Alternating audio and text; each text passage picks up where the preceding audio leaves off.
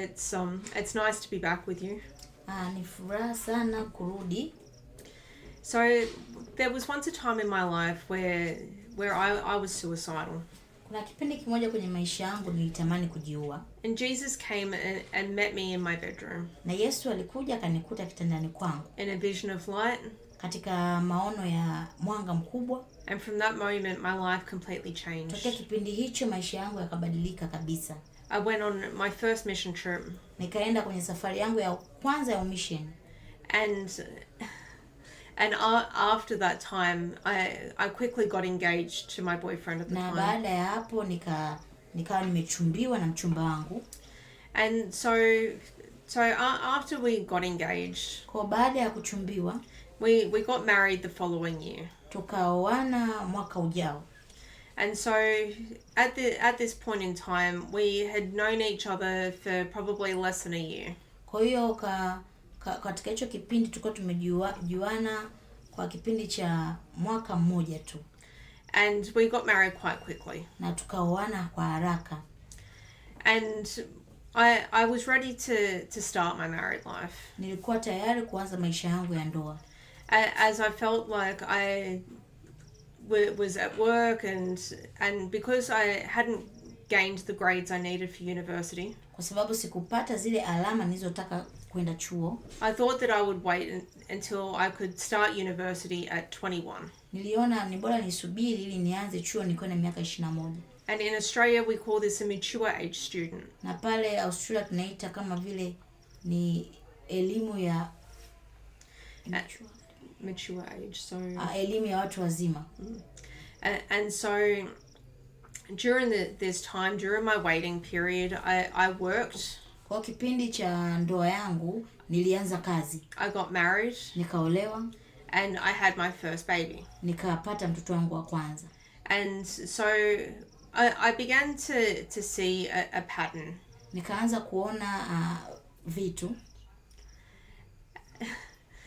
And so I realized that my husband my husband at the time had some mental health issues. Kwa nikaja kugundua kwamba mume wangu hicho kipindi alikuwa na shida ya akili. These were things that I was not previously aware of. Hivi ni vitu ambavyo sikuwahi kuvijua hapo kabla. Because when he would come and have conversations with me, kwa sababu alikuwa akija tukizungumza, he was a very different person. Alikuwa ni mtu tofauti sana to the person that he showed himself to be to everyone else. Na yule mtu ambaye alijionesha kuwa kwa watu wote. And so our life continued. Kwa hiyo maisha yetu yakaendelea. And when my daughter was about 6 months old, kwa hiyo mtoto wangu alipofikisha miezi 6, I had her christened. We did a christening. It's like a dedication for a baby. Okay, tukawa kama dedicated to God. Okay, tukawa kama vile kama ubatizo. And so this was really one of the first instances that I started to see just how severe my husband's mental health issues were. Hii ilikuwa ni tukio mojawapo lililonifanya nigundue kwamba mume wangu alikuwa na shida ya akili. This day he picked up our daughter and he would not let anyone else hold her. Hii siku alikuwa amembeba mtoto na kutaka mtu yoyote ambebe. And I remember his father coming to my mother and saying, "Is he always like this?" Nakumbuka baba yake alikuja kwa mama yangu na kuuliza, hivi huyu mtu siku zote yuko hivi? And my mom said to him, "You have no idea." Mama yangu akasema hata huwezi kujua. And so time went on, and a couple of years later I fell pregnant with my second child. Kwa hiyo miaka ikaenda nikajikuta tena nina ujauzito wa mtoto wa pili. And at halfway through my pregnancy I ended up with appendicitis. Katika kipindi cha ujauzito wangu nikakuta nimepata ugonjwa wa appendix. And so I had to go for emergency surgery. Kwa nikaingizwa kwenye upasuaji wa dharura. And I was told by the doctors that I had a 5% chance of losing my baby. Kwa madaktari wakaniambia nina 5% za kupoteza mtoto. And they were not completely sure whether my appendix was inflamed or not. na hawakuwa na uhakika kama hiyo appendix yangu ilikuwa ina hali mbaya sana au la. But they said if I didn't have the operation that both me and my baby could die. Alila waliniambia nisingepata huo upasuaji mimi na mtoto wote tungekufa. And so my husband took my daughter home. Kwa hiyo mume wangu akamchukua binti yangu nyumbani. And I went in for surgery. Na mimi nikaingia kwenye upasuaji. And the following day, na siku iliyofuata, the doctor came in. Daktari akaja. And he said that it was a good thing they did the operation. Akaniambia ni kitu chema sana walivyokufanyia upasuaji. Because they said that the appendix was almost ready to burst. Walisema kwamba hiyo appendix ilikuwa tayari kupasuka. And so I had a 6-week recovery. Kwa hiyo nikaa nimekaa wiki 6 za uponyaji. And the way that my husband's mental health was at this point in time, he wouldn't let me go home. Na hicho kipindi kwa sababu ya hali ya akili ya mume wangu kuniruhusu niende nyumbani. Even though we lived 5 meters from my parents. Hata kama tuliishi mita 5 mbali na wazazi wetu. He insisted that his mother should come and drive 2 hours to come and collect me. Alisema kwamba mama yake anatakiwa aje kunichukua. And that my daughter would go with me and his mother. Na mtoto wangu alikuwa anaenda na mimi na mama yake. 2 hours up the coast. Masaa 2 ndani ya gari. And so I had to look after myself. Kwa nikaanza kujiangalia mimi mwenyewe. Had to look after my daughter. Nikaanza kumwangalia na mtoto wangu. Had to help look after my own surgical wounds. Nikaanza kuangalia vidonda vyangu vya upasuaji. And also had to begin to care for her mother who was also not well. Nikaanza tena kumjali mama yake ambaye hakuwa mzima. This was all a very bad combination. Nani hii ilikuwa ni hali mbaya sana. And so when I went home, kwa nilivyorudi nyumbani, I said to my husband, nikamwambia mume wangu that what you did was not okay. Ulichofanya sio vizuri. And he said to me, you need to go and do the laundry. Akaniambia unatakiwa uende ukafue. So as a housewife, I went and did the laundry. Kama mke nikaanza kufua. And he hurled abuse at me. Na akawa ananinyanyasa. And stormed out of the house to go to work. Akawa anatoka anaenda kufanya kazi. And I remember this day having a basket of laundry in my arms. Nakumbuka nilikuwa na ndoo nyingi za nguo. And just slumping up against the laundry door and just bursting into tears. Nikawa nikiziangalia na kuangalia zile nguo naanza kulia. And I sat there for probably 2 hours. Nikakaa hapo kama masaa 2. With my daughter who was about 18 months old at the time. Na mtoto wangu alikuwa na miaka kama 18. Miezi 18. And I cried and cried. Nikaanza kulia. And then when my husband came home from work, na mume wangu alivyorejea kutoka kazini, he said to me, why hasn't the laundry been done? Akaniuliza kwa nini hizi nguo hazijafuliwa. And I said to him, I'm not meant to be lifting anything for 6 weeks. Nikamwambia siruhusiwi kushika au kubeba vitu kwa wiki 6. And his response was, I didn't know. Na majibu yake yalikuwa mimi sikujua. And so many months went on and life seemed to settle down for a while. Kwa hiyo miezi ikaenda na maisha yakawa kama yametulia. And then in the July of that year, I went into labor to have my son. Mwezi wa 7 wa mwaka huo nikaenda kujifungua. And so my husband drove me to the hospital. Kwa mume wangu akanipeleka hospitali. And we arrived and I went into the birthing suite. Nilipofika nikaingia kwenye hicho chumba cha kuzalishwa. And we'd been waiting for a number of hours for me to give birth. Tukawa tunasubiri muda mwingi ili mimi nijifungue. And my husband must have been tired or frustrated because he said to me, if this child is not out within the next 5 minutes, I'm leaving. Kwa mume wangu akawa kama vile amechoka na akaniambia huyu mtoto asipotoka kwa dakika 5 zijazo mimi naondoka. And exactly 5 minutes later my son was born. Na ndani ya hizo dakika 5 mtoto wangu alizaliwa. He was born in a very dangerous way. Alizaliwa katika njia ya hatari sana. With the umbilical cord wrapped around his neck. Na ile umbilical, kile kitovu kilikuwa kimezunguka shingo yake. And the midwives had to get me to stop pushing but didn't explain why. Na wale wazalishaji waliniambia niache kusukuma mtoto na sikujua ni kwa nini. And so I was scared. Kwa nikaanza kuogopa. and didn't really understand what was going on. Na sikuelewa ni nini kinaendelea. And so they quickly unwrapped the umbilical cord from around his neck. Kwa haraka sana wakatoa kile kitovu kwenye shingo yake. But he had been born without oxygen to his lungs, to his brain for 2 minutes. Kwa hiyo ndani ya dakika 2 alizaliwa bila oxygen kwenye ubongo na kwenye mapafu. They eventually got him to start breathing again. Wakaanza kumsaidia ili aweze kupumua tena. And when he was born, because of the pressure, alivyozaliwa kwa sababu ya ile pressure, all the blood vessels in his eyes had burst. Mishipa yote ya damu kwenye macho yake yalipasuka. And so he was a baby that had red eyes. Ni alikuwa ni mtoto mwenye macho mekundu. And black hair. Na nywele nyeusi. And he looked like this little demon child. Alionekana kama katoto ka shetani. And he wouldn't stop crying. Na hakuacha kulia. I was so exhausted on the first night. Nilikuwa nimechoka sana ule usiku wa kwanza. That the midwives came in and they wheeled him all around the hospital on their errands. Wale manesi wakaja na wakamfunika.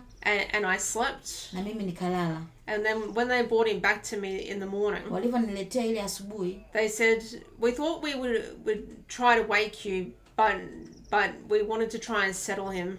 Wakasema tulikuwa tunatamani tukuamshe, ila tulikuwa tunajaribu kumtuliza mtoto. And we could see how exhausted you were. Na tulikuwa tumeona umechoka sana. And so they wanted to know if I wanted him to go to the special care nursery. Kwa hiyo wakaniuliza, je, unataka tumpeleke mtoto wako kwenye sehemu ya uangalizi? And I said to them, no, he'll be fine. Nikamwambia hapana, atakuwa sawa. So we spent a few days in hospital. Kwa nikakaa siku chache hospitalini. And then we went home. Na tukaenda nyumbani. And as my son and my daughter developed, kama jinsi watoto wangu walivyokuwa wakikua, I began to realize that there was something not quite right with my son. Nikaanza kujua kama kuna kitu hakiko sawa na mtoto wangu. Because for many months he just would not stop crying. He couldn't be put down. Kwa sababu kwa miezi mingi alikuwa haachi kulia na alikuwa sio mtoto wa kumweka chini. And so the only time that I got any rest was if he was sleeping right beside me. Kwa muda ambao niliweza kupumzika ni pale ambapo alikuwa pembeni yangu amelala. And so I went back to the hospital and I said, I need some help. Kwa nikarudi hospitali nikawaambia, jamani, nahitaji usaidizi. And then 2 weeks after this point in time, I had a day where I couldn't wake him up. Kwa hiyo wiki 2 baada, kuna siku ilikuja nilishindwa kumwamsha. And this concerned me because I had gone from having a screaming baby to a baby that wouldn't wake. Kwa hiyo ikanishangaza kutoka kwa mtoto ambaye analia ovyo mpaka mtoto ambaye haamki. And so I went to the hospital and I said to them, he's breathing but he won't wake up. Nikaenda hospitali nikawaambia anapumua lakini haamki. And they said he's calm, he's fine, all the tests are fine. Wakaniambia yuko vizuri, yuko sawa na vipimo vyote viko vizuri. And so they sent me home. Kwa wakanirudisha nyumbani. The following day I went to my normal doctor. Siku iliyofuata nikaenda kwa daktari wangu. And explained the situation. Na nikamuelezea hiyo hali. And she said to me, if he hasn't eaten very much, I want you to ring me by 1 o'clock in the afternoon. Akaniambia kama huyu mtoto hajala vizuri, nataka unipigie saa 7 mchana. And so I rang her that afternoon and said that he'd only had a very small feed. Kwa hiyo nikampigia huo mchana nikamwambia amekula kidogo tu. And so she said to me, you need to go back to the emergency room. Akaniambia unatakiwa urudi kwenye chumba cha dharura. And because we had shown up to the emergency room twice in 24 hours. Na kwa sababu nilikuwa nimetoka hapo kwenye hicho chumba mara 2 ndani ya masaa 24. They had to admit him. Wakamchukua. And so they did some more tests. Wakachukua vipimo zaidi. And they said to me, he's fine. Wakaniambia yuko sawa. And during the night, na usiku, he allowed some sort of weird motion to pass through his body. Akawa ameruhusu kama vitu vya ajabu kupita kwenye mwili wake. It was something like I'd never seen before. Ni vitu ambavyo sikuwahi kuviona. And after that, na baada ya hapo, he was fine. Akawa mzima. He went back to being screaming again. Akarudi kuwa mtoto mwenye kulialia. And so for another couple of years, kwa hiyo kwa miaka mingine baadaye, I realized that my son's development was behind. Nikajua kwamba ukuaji wa mtoto wangu uko nyuma. He was not talking. Alikuwa haongei. At the age of 2.5, he could say 4 words. Miaka 2.5 alikuwa anaweza kusema maneno 4 tu. And because his sister was a child who started talking early. Kwa sababu dada yake alikuwa ni mtoto aliyewahi sana kuzungumza. This concerned me. Hii ilinipa mashaka. So I went to the early childhood nurse. Nikatafuta nesi wa watoto. And she started to get us into some therapy sessions for speech. Tukaanza kuingia kwenye madarasa ya therapy. And at this point in time, I had yet another newborn. Katika hicho kipindi nikajikuta tena na ujauzito mwingine. Who was another daughter. Alikuwa ni mtoto wa kike. So the week before we were due to start speech therapy. Wiki kabla ya kuanza hayo mafundisho ya therapy. I gave birth to my third daughter. Nikajifungua mtoto wangu wa kike. My third child. Wa tatu. And this time was a little bit different. Hiki kipindi ilikuwa ni tofauti. She was 8 days late. Alizaliwa siku 8 nyuma mbele, siku 8 mbele. And this time my husband decided that he didn't want my parents to look after my children. Hapo mume wangu hakutaka wazazi wangu waangalie watoto wangu. So he woke up all the kids and drove me to the hospital. Aliwachukua watoto wote akanipeleka hospitali. Walked me into the birthing suite. Akanipeleka labor ward. And then said to me, "Let me know when the kid's born, we'll be back." Akaniambia mtoto akishazaliwa utaniambia tutarudi. Took the hospital bags. Akachukua mabegi. Took my children. Akachukua watoto. And then I was there with me and the midwife. Na nilikuwa mimi na manesi tu. And so about an hour and a half later I gave birth to my daughter. Lisali 1.5 nikajifungua mtoto wa kike. And so I rang him. Kwa hiyo nikamchukua. And he came back. Akaja, nikapiga simu akaja. Dropped off the hospital bags. Akarudisha yale mabegi. And we slept in the delivery suite that night because it was almost midnight. Tukajikuta tunalala hapo hospitali kwa sababu usiku ulikuwa umeenda. And so when we got moved the following day, kwa hiyo ilipofika siku ya pili, we went into a shared room, so I had to look after my daughter. Tukaingia kwenye chumba ambacho nilikuwa nataka nimwangalie mtoto. And had to share the room with another mom who had just had another baby also. Nilikuwa natakiwa nitumie hicho chumba na mwanamke mwingine aliyekuwa na mtoto. And so we stayed in there for a few days. Kwa nikakaa hapo kwa siku 2. And then we came home. Na nikarudi nyumbani. And so at this point in time, it was almost time for my son to start speech therapy. Kwa hiyo katika hicho kipindi ndio ilikuwa kipindi cha mtoto wangu kuanza ile therapy. And so when the first appointment came around, ile siku ya kwanza ilivofika, the speech therapist decided that my son had also received some delayed play skills. Yule mtaalamu wa matamshi akasema kwamba mtoto wangu anatakiwa apate michezo. And so after many months of therapy, baada ya miezi mingi ya therapy, and my son not sleeping, mtoto wangu hakuwa na usingizi, and many tests, na vipimo vikawa ni vingi, he had received a diagnosis of autism spectrum disorder. Akapata vipimo autism. Alipata vipimo. And so I began to understand that my son would live with a lifelong disability. Kwa hiyo nikaja kugundua kwamba mtoto wangu angeishi na ulemavu.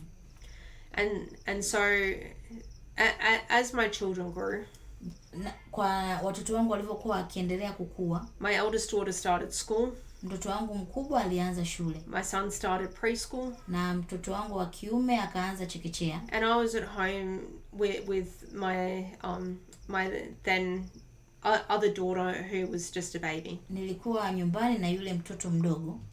And so continually my husband would come home and he was always either frustrated or quite angry. Mume wangu alikuwa akija nyumbani ni kama vile ni mtu mwenye hasira ama mtu mwenye mawazo mengi. And many nights I would go without dinner because there was not enough food in our house. Usiku mwingi nilikuwa sili kwa sababu chakula kilikuwa hakitoshi nyumbani. There was not enough finance. Kulikuwa hakuna hela.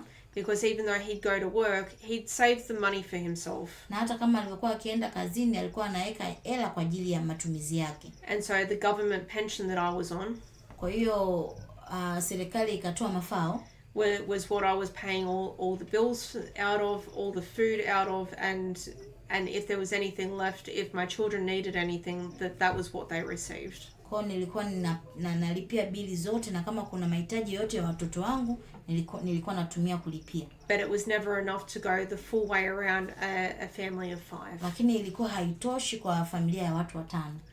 And so every time I would approach my husband about these sorts of things, kwa kila kipindi nilipokuwa nikimwambia mume wangu kuhusu hivi vitu, he would say to me, I'm saving for a house. Alikuwa anasema ninatunza kwa ajili ya nyumba yetu. Because we were living on my parents' property for free. Kwa sababu tulikuwa tunaishi kwenye nyumba ya wazazi wangu kwa bila kulipa.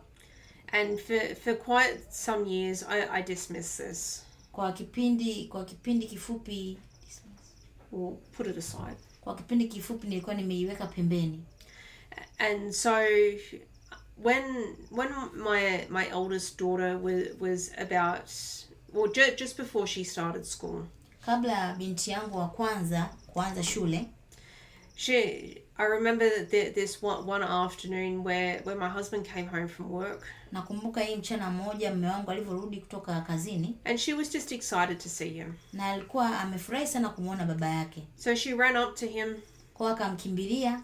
And he was just in such a bad mood. Na alikuwa kwenye hali mbaya. I was in the bedroom. Mimi nilikuwa chumbani. And I remember seeing her little body just come running in towards me. Nilikuwa naona kama mwili wake mdogo ulikuwa ukinikimbilia. And she was petrified. Na alikuwa ni mtu ambaye hakuwa na raha. And my husband stood at the doorway of our bedroom. Na mume wangu alisimama mlangoni mwa chumba. And I remember seeing him kick her across the room, and she landed with her back to the set of drawers that was on the opposite wall. Nakumbuka alimpiga teke na yule mtoto akaangukia kwa mgongo karibu na draw. From that moment I said it was enough. Kuanzia hicho kipindi nikasema imetosha. I wasn't going to stand for physical violence in my house. Nisingeweza kukaa na unyanyasaji ndani ya nyumba. But my husband manipulated my children. Lakini mume wangu alikuwa akiwalaghai watoto. And he made them believe that I was the bad guy who was trying to kick daddy out of the house. Alikuwa anawaaminisha kwamba mimi ni mbaya na ndiye nilikuwa nataka nimfukuze. And so for a while I allowed him to stay. Kwa kipindi nilimwachia akae. And about 12 months after this, miezi 12, I found out accidentally that I was pregnant with my 4th child. Nikagundua kwa bahati mbaya nilikuwa na mimba ya mtoto wa 4. And I found this out because I was standing in the kitchen cooking dinner. Nilijua kwa sababu nilikuwa jikoni ninapika. And all of a sudden I started to bleed. Na ghafla nikaanza kutoka damu.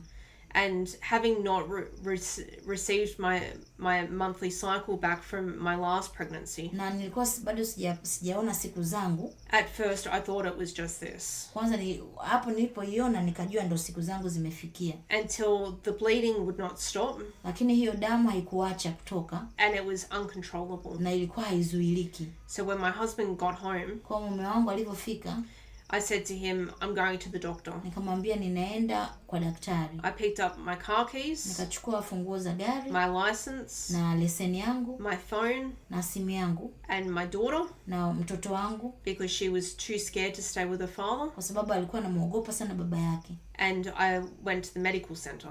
Na nikaenda hapo kituo cha afya. And at this point in time, I'd taken a big towel with me. Katika hicho kipindi nilikuwa nimebeba towel. Like a big piece of cloth. Nilikuwa nimebeba nguo likubwa. And by the time I drove 10 minutes down the road to the medical center, nilikuwa ninaendesha dakika 10 karibia na hicho kituo cha afya.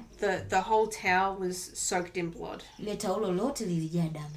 And I walked in. Nikaingia. I saw the doctor. Nikamwona daktari. And they said to me, we think that you're having a miscarriage. You need to go to the hospital. Wakaniambia tunaona kama vile mimba yako imetoka, hebu nenda hospitali. And so I went against their advice and I went home. Kwa mimi nisikuchukua huo ushauri wao, nikarudi nyumbani. And I had to drop my daughter at home.